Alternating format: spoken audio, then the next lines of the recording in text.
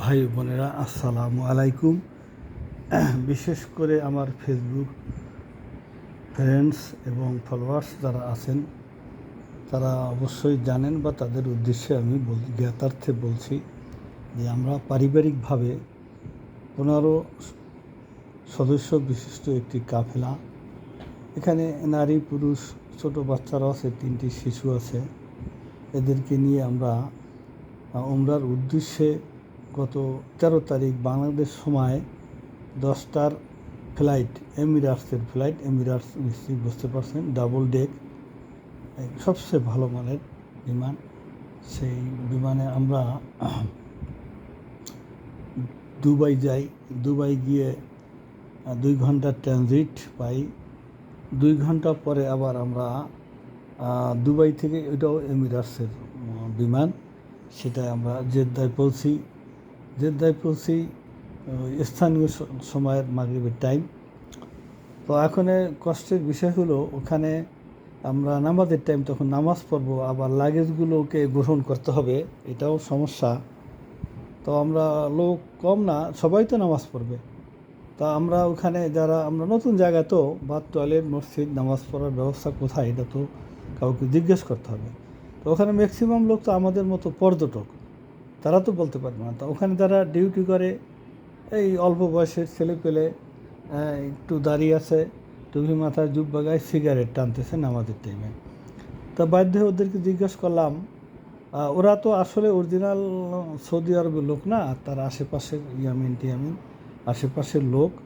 ওরা না বোঝে ভালো আরবি, না বোঝে ভালো ইংরেজি। এখন ওদেরকে যেভাবেই আমরা বোঝাতে চেষ্টা করেছি যে নামাজের ব্যবস্থা কোথায়, মসজিদ কোথায়, ওযুর ব্যবস্থা কোথায়, বাইতুল খোলা কোথায়, এইভাবে নানান আরবি ইংরেজি, ওয়াশরুম, কোনো মতেই বুঝে আসে না। আবার বুঝ দেওয়ার আগ্রহ কম, ফাজিল। তো ওরা বাহার মে এরকম বলে। তা কী করবো, শেষ পর্যন্ত আমি, তায়াম্মুমের মাটি ছিল, তায়াম্মুম করে একটা খেজুর গাছের সামনে দাঁড়াইয়া ইশারায় নামাজ পড়লাম।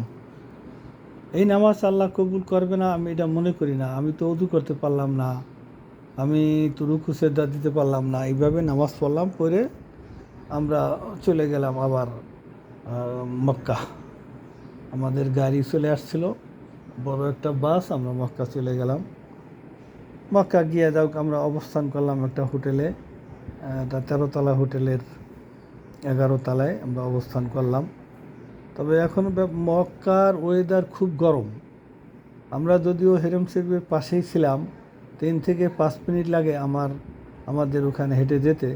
কিন্তু সমস্যা হলো লিফটে অনেক সময় লাগে। লিফট ছোট, 3টা লিফট, আবার লিফটে একটু কারসাজি আছে। এই হোটেল আছে ভিতরে, ওই হোটেলের প্যাসেঞ্জারদেরকে লিফটে ওঠার সুযোগটা দেয়। ওখানে চিটাগাংয়ের একজন মালিক আছে, শেয়ার হোল্ডার 4 জনের একজন।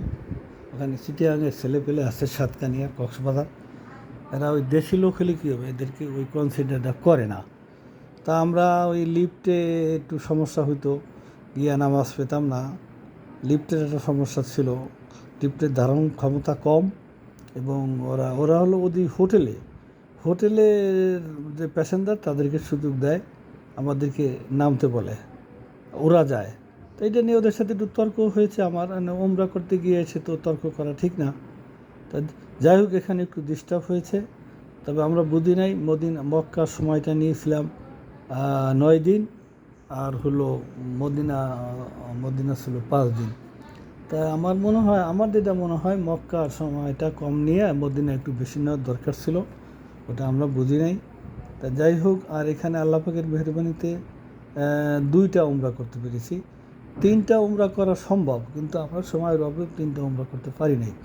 আপনারা জানেন যে দ্বিতীয় উমরা করতে সে তায়েব যেতে হয়। তায়েব, ওই যে ইয়ালামলাম মসজিদ, সেখানে গিয়ে আবার হেরামের কাপড় পরে নিয়ত করে 2 রাকাত নামাজ পড়ে এসে উমরা করতে হয়। তাই সেই সুযোগ আমরা একবারই পেয়েছি। তায়েব তো আপনারা জানেন অনেক দূর।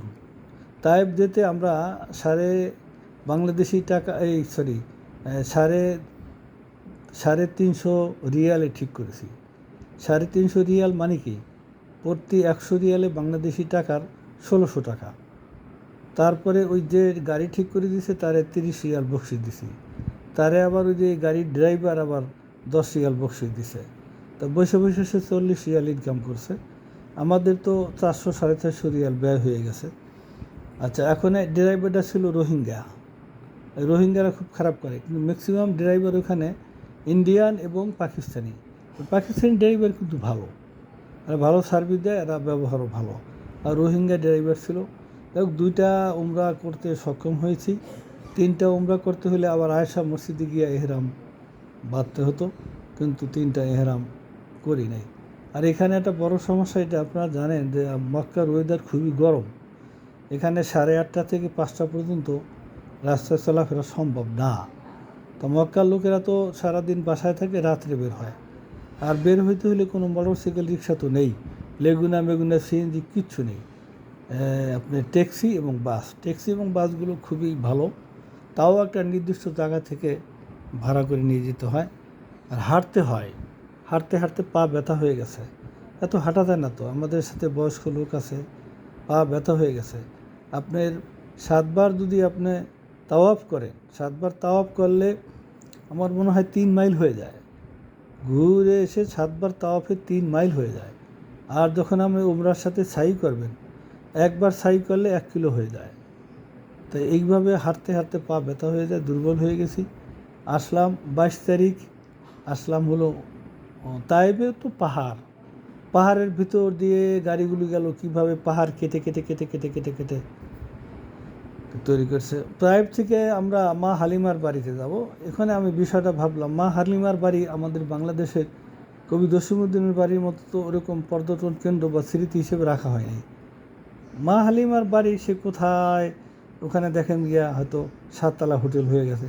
ওখান থেকে তাইব থেকে 70 কিলো, যার কারণে এই তাইবটা আমরা যাইনি। আর বুড়ির বাড়ি কি 1500 বছর আগের বাড়ি থাকার কথা।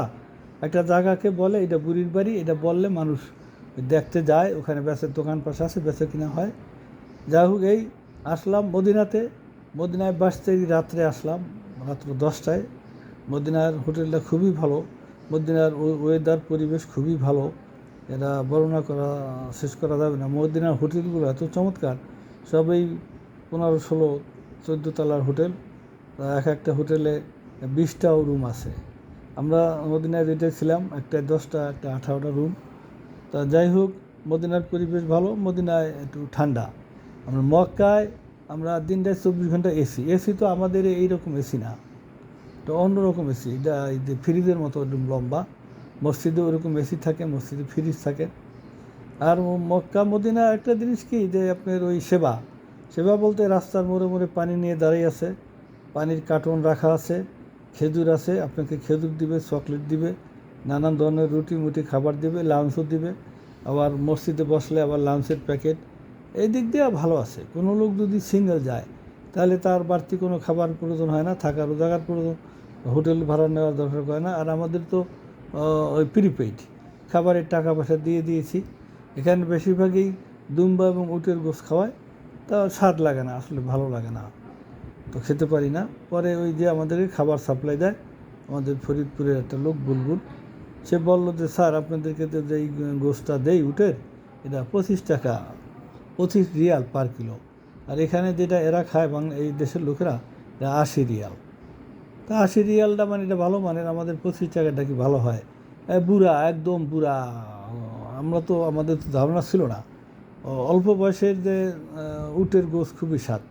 তা যাই হোক, মদিনাতে ওয়েদারটা খুব ভালো, ওখানে এসির কোনো প্রয়োজন হয় নাই। এসি ছাড়াও মনে হয় যেন একটা পাতলা সোয়েটার হলে ভালো হইতো, পাতলা একটা কাঁথা গাইতে ঘুমাইতে হয়েছে। মদিনার ওয়েদার ঠান্ডা।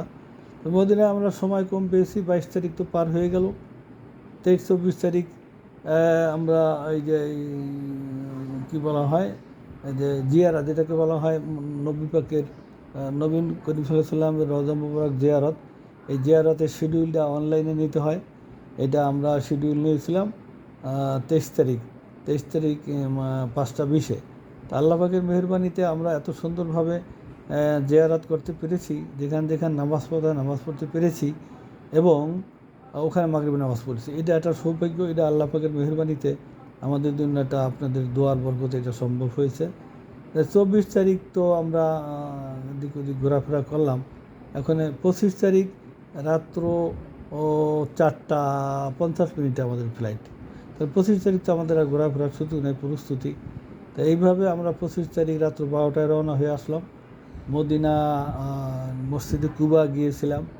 তারপরে এটা হলো 24 তারিখ মসজিদে কুবা। 23 তারিখ তো ওই মসজিদে এই জিয়ারাত মসজিদে কুবা গিয়েছিলাম। তারপরে বদর প্রান্তর গিয়েছিলাম। বদর যেতে পারি নাই, ওহুদের ময়দানে গিয়েছিলাম, মসজিদে কুবা, মসজিদে সাবা, এরকম কয়েকটা মসজিদে আমরা গিয়েছিলাম। মসজিদে সাবা তো বা ওহুদ পাহাড়ের কাছাকাছি কয়েকটা 7টা মসজিদ মিলে একটা মসজিদ করা হয়েছে। আর মসজিদের কুবার ইতিহাস তো আমি বলেছি, এটা সবাই জানেন, আপনারাও জানেন, আমিও বলেছি। সুন্দর একটা পরিবেশ। এরপরে আমরা চলে আসলাম। তো মদিনার পরিবেশটা আসলে সত্যিকার অর্থে খুবই ভালো লাগে। এখানে মদিনার যে মসজিদে নববীর ইতিহাসটা আমি বলেছি, এটা তো এত সুন্দর সম্প্রসারণ হয়েছে নবী করিম সাল্লাল্লাহু আলাইহি ওয়াসাল্লামের ইন্তেকালের পর। নবী করিম সাল্লাল্লাহু আলাইহি ওয়াসাল্লামের জীবদ্দশা এরকম ছিল না। এখানে কতগুলো পিলার, কতটা কি আছে, এগুলো আমি এখানে একটা মিউজিয়াম ছিল, সেখানে যোগাযোগ করার চেষ্টা করেছিলাম, কিন্তু সকাল 6:30টায় আমি আর পারি নাই, আর সময় হয়নি। তবে যতটুকু জেনেছি 18,000 লোক এখানে নামাজ পড়তে পারে। আর ওই যে ছাতা, 200-র উপরে ছাতা আছে, 200 ছাতা খোলে, এটা আপনারা দেখছেন, লক্ষ্য করেছেন। আর এটা একতলা, দোতলা নেই, ছাদের উপরে ওই তাঁবু করা আছে, ওই ছাতার মতো টাইমলি খুলে যায় আবার বন্ধ হয়ে যায়। সেই যে ছাদে নামাজ পড়া যায়, এটা আমার ধারণা অনেকে হয়তো জানি না। আমি গিয়েছি একাধিকবার, ওখানে নামাজ পড়েছি।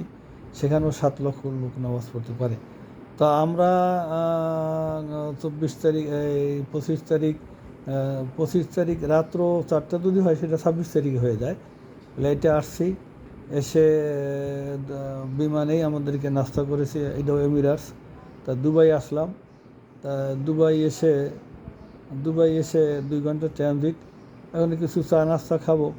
এখন দুবাই তো দিনার পাবো কোথায়? আমাদের কাছে আছে বাংলা টাকা আর হলো রিয়াল। যাই হোক, আমার সাথে আমার বাচ্চা ছিল, আমার ছেলেকে ফোন করা হয়েছিল। ওরা কীভাবে যেন ওই যে আমাদের দিনারকে রিয়ালকে দিনারে কনভার্ট করছে। পরে আমরা তো নাস্তা খেতে পারি না, একটু কফি টফি খেলাম। তো ওখানে বাথ টয়লেটে গেলাম, এত সুন্দর অ্যারেঞ্জমেন্ট। আর ওখানে লোকজন দাঁড়াই থাকে। আমি গেলাম, আর সালাম দিয়া একটা ওয়াশরুম খুলে দিল, শাওয়ার করে দিল, পুশ করে দিল, একটা তাওয়াল দিয়া ওই কমোডটারে মুছে দিল। আমার এত ভালো লাগলো, মনে হলো যে আমি কি একটা ভিআইপি পার্সন। দাদা খুব ভালো ব্যবহার। স্বাভাবিক কারণে ওদেরকে একটু বকশিস দিতে হয়। আর ওরা বকশিসের লোভে করে কিনা জানি না, তবে এই সেবাটা ওরা করে। তো চায় না কেউ দেয়, পকেটে 5টা রিয়াল, 5টা রিয়াল দেয়, এরকম দেয়, 2টা রিয়াল, যাই হোক 10 রিয়াল 20 রিয়াল অনেকেই দেয়। এটা খুব ভালো। এরপরে আসলাম বাংলাদেশ বিমানবন্দরে। বিকাল 5টায় আসলাম বাংলাদেশ বিমানবন্দরে।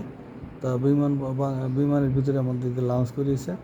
তা লাঞ্চটা, এটা তো ওই দুবাইয়ের ফ্লাইট, ওই মানে আইটেমগুলো ভালো, সবগুলোর নামও জানি না আমরা। তা অতটা স্বাদ না, তৃপ্তি পাইনি, তবে অনেক আইটেম। আর ওই চাপা জায়গা তো, ছোট্ট ছোট্ট টেবিলে রেখে অত তৃপ্তি সহকারে খাওয়া যায় না, লম্বা পাঞ্জাবি জড়াই যায়। তো যাই হোক, আল্লাহর রহমতে ভালোভাবে আসছি। বাসায় এসে গাড়ির ভিতরে মাগরিবের নামাজ পড়েছি আল্লাহ পাকের রহমতে। তবে মক্কা হলো গরম, মদিনা ঠান্ডা, দুইটা মিলে একটু অ্যাডজাস্ট করতে একটু সমস্যা হয়েছে। গত বছর তো আমি অত্যন্ত অসুস্থ, দুর্বল হয়ে পড়েছিলাম।